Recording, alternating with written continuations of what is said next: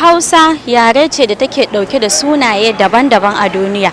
Za mu zo mu san sunaye nawa mage take dauke da shi. Kai Bahaushe ne? Bahaushe ne noma. Ko za ka iya gaya mana sunaye nawa mage take dauke da shi?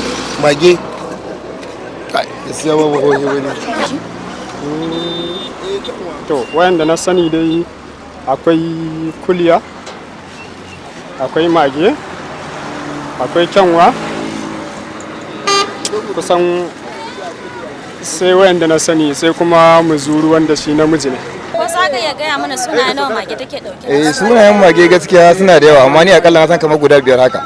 Akwai mage, akwai kuliya, akwai kyanwa, akwai musa, akwai muzuru. Kin ga ana cewa mage, ana cewa kyanwa, ana cewa da matsiri kamar muciji, ita ma mage ce. Sunayen mage na san guda 4 a ciki. Mage, musuru, kulliya, ulle, duk sunayen mage ne na. Mage, mazuru, kulwa. Akwai mage. Wannan sani kenan.